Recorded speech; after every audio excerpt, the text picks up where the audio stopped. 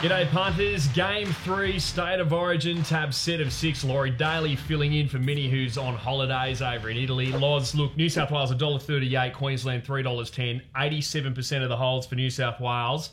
New South Wales haven't been this short since Freddie's last game as a player back in 2004. Why do they win this series? I think there's a couple of reasons why. Obviously, Queensland without Kalen Ponga, there's no Matt Gillett.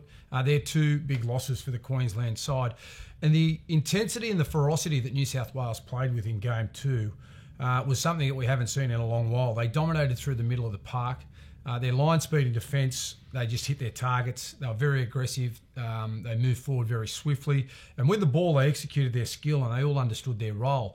If they bring that same intensity to Game 3, they just win. And I think these players now have understood why Origin is so important to the people of New South Wales and why it should be important to them. And I think that'll be a driving force for them. Just quickly, do you think Dave Klemmer will start?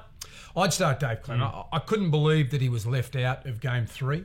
He's the most dominant and most productive front rower in the game.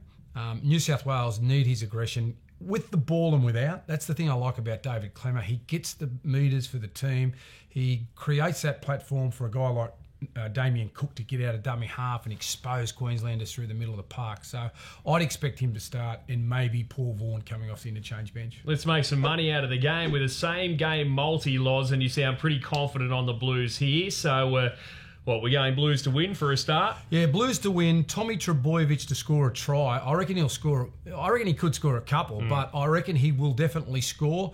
I'm confident he can score off a kick as well, either a bomb where he's in a one-on-one contest with Cameron Munster, or they just do one of those dink kicks where they land on top of Corey Norman or Michael Morgan, and he just flies above the pack to come down and score. And New South Wales just to be in control for the full 80 minutes. So I like them to be leading at half-time and at the conclusion of the game as well. Okay, half full double as well. Tommy to score at any time. Blues to win. $3.70 for that three-leg same game multi. Well, the Blues' last win in a series decider was actually back at Suncorp Stadium at 2005 it was, and that's where we find Rowan Welsh with Trevor Gilmeister.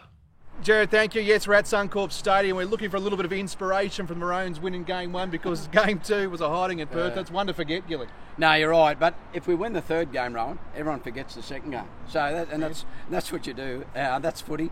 Mate, I'm really looking forward to it. I think it'll be a close game, and obviously the weather will play a part down there, but you wouldn't know that with New South Wales, the way they toss the ball around over in Perth, but I still think it'll be 1-12. Does it need to be an arm wrestle for Queensland to win? And what have you made of Kevy's changes? Yeah, no, I'm pretty happy. Obviously, Kalen Ponga's out. That's a big loss, but Cameron Munster back to fullback.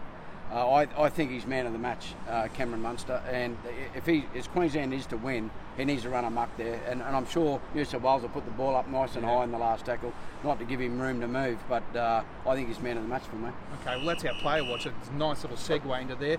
Who else do you think will feature heavily for Queensland? Well, the big thing is Josh Papali. He played really good game, Game 1. They got out-muscled, New South Wales forwards out-muscled the Queensland forwards in Game 2, so Josh Papali's got to lead the way there. He was our spiritual leader there up front. So Josh, for me, is the one to watch. Not often a front rower gets man of the match in these games, obviously because they're spending limited time on the paddock. I think obviously the halves is a big change there with Corey Norman coming in. His kicking game will be vital, and also Daly Cherry Evans is smoky for mine. He has to really perform and lead this side. No, you're right. And obviously the second game, none of them played really well at all. But I thought the first game he shuffled the ball on to Cameron Munster. Now he'll give Corey Norman, I reckon, a fair bit of early ball as well, and he's a dangerous runner of the footy. So if they can get that combination, Corey Norman that left foot kick as well, so that'll be dangerous. So looking forward to a bit of a point of difference on both sides of the ruck, which will be good. Okay, best bet time. What have you got for us? Well, to be honest, I think New South Wales might get out to a lead. I'm thinking Blake Ferguson might score the first try. I think they might lead at half time. Dane Gay guy, I know, I've been there. He's a man. He's sick of me. But mate, I reckon he'll score the last try in Queensland to win, 1-12. Okay, so that's New South Wales in front at half time. Queensland to come home, the half full double. Also Blake Ferguson first try scorer. Dane Gagai last try. Cameron Munster man of the match. Oh, you've wrapped it up. Some Gilly's gold there. It's fantastic. Have you got a final tip? Laurie's subbed in obviously for Minnie. Any tips for Laurie perhaps? No, mate, not really. Do their best. They'll be licking their wounds after this game. Some fighting words there from the axe Trevor Gilmeister. Jared, back to you. Oh, licking your wounds, apparently, Loz. I'll tell you what, though, the fact he's even put Blake Ferguson in his tips to score the first try, I mean, it just seems like, even though he's putting on a brave face there, Gilly, the swagger seems to have gone from the Queensland faithful heading into this one. I think it has. And, you know, the other thing that surprises me, they're actually mentioning New South Wales and they're mentioning their players. That's been a no-no for Kevy.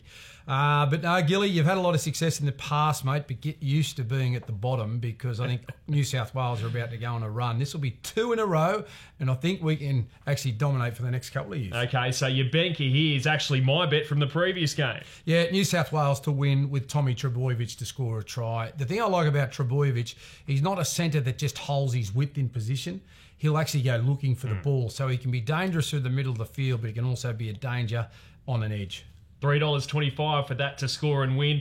I'm going to winning margin, and I think New South Wales are going to win this 19 plus at $4.20. I do think Queensland will be in the game for 55, 60 minutes, and then the floodgates will really open late there, and the Blues, they've just got too many weapons, Loz. Yeah, I tend to agree with you. I think, you know, at that 60-minute mark, Queensland will be there or thereabouts. They'll probably, you know, be 6 to 10 points behind New South Wales, chasing their tail, and then I can see New South Wales just forging ahead at the end and maybe scoring a couple of those extra tries to extend the margin. So I'm with you. I think New South Wales win. I think this is our best chance in a long while to go back-to-back. Great to have you on, Loz. Always a pleasure. And as far as we're concerned, go the Blues. You can check out the Words Tips too on the Tab blog, and we'll see you next week. Good luck, punters.